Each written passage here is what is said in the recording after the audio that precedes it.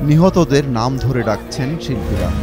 চলে পথনাটক, লাল কার্ড প্রদর্শন।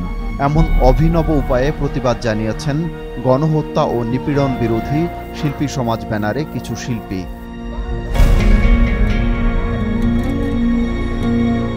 সমাবেশে শিল্পীরা বিভিন্ন পারফরমেন্সে অংশ নেন। একই সঙ্গে স্লোগানে স্লোগানে মুখরিত হয় সমাবেশ স্থল।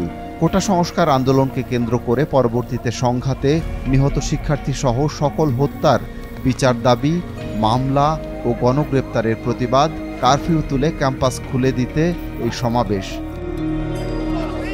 শুক্রবার সকাল 11টায় ধানমন্ডির ৭ মসজিদ রোডের আবাহনী মাঠের সামনে শুরু হয় এই আয়োজন। তুমুল বৃষ্টিতে সমাবেশে অংশ নেন দৃশ্যশিল্পী, আলোকচিত্রী, পারফরমেন্স আর্ট, সঙ্গীত শিল্পী, কবি, লেখক, গবেষক, স্থপতিসহ নানা পেশাজীবী মানুষ।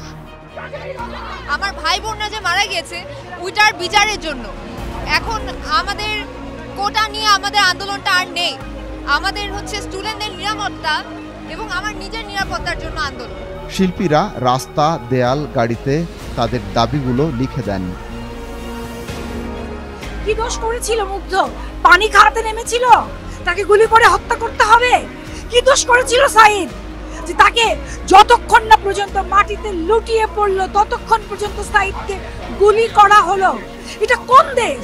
আমার অনুভূতি, আমার মেয়েকে নিয়ে দাঁড়িয়েছি অন্যান্য বাবা মাকে আহ্বান জানানোর জন্য। আর ঘরে বসে থাকার সময় নেই এবং আমরা আমাদের সকল সন্তানের নিরাপত্তা চাই। পরে আবাহনী মাঠের সামনে থেকে মিছিলটি গিয়ে শেষ হয় ধানমন্ডির ২৭ নম্বরে।